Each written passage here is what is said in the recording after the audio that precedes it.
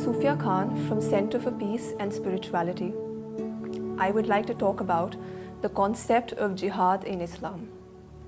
The Prophet of Islam is reported to have once said to his companions that a day would come when Muslims would commit unlawful acts.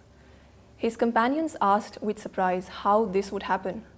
He replied, they would give it a name other than its real name and thus make it lawful. The present-day violence in the name of jihad is a clear example of this hadith. These so-called jihadists have given their acts of violence the name of jihad.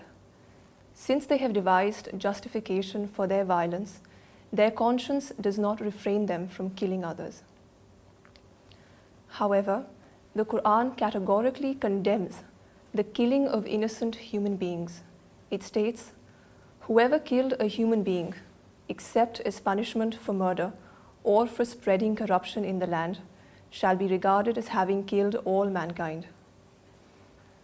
The use of the word jihad by Muslim extremists to justify their violent actions is a distortion of this concept. What then is the true concept of jihad?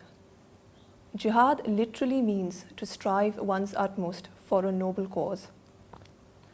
According to Islam, jihad is a continuous process in the life of a true believer. A mujahid, or one who performs jihad, is one who strives against his own self for the sake of obeying God. That is, he fights against the evil promptings of his soul so as to lead a God-oriented life.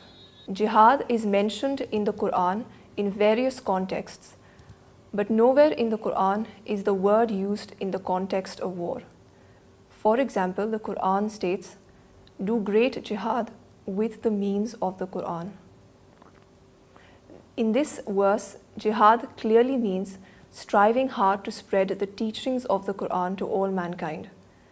The Quran calls this the most exalted form of jihad, or jihad-e-akbar.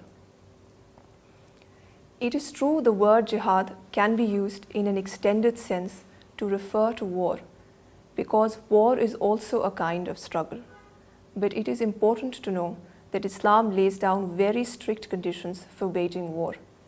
In the absence of these conditions, waging war is unlawful. First and most importantly, in Islam, war is permissible for defensive purposes only. The Quran prohibits wars of aggression. It states, "Fight in the cause of God against those who wage war against you, but do not commit aggression. God does not love aggressors."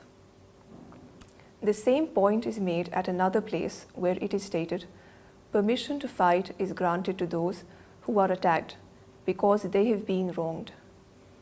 These verses clearly prohibit aggressive action. The Prophet Muhammad never violated this doctrine.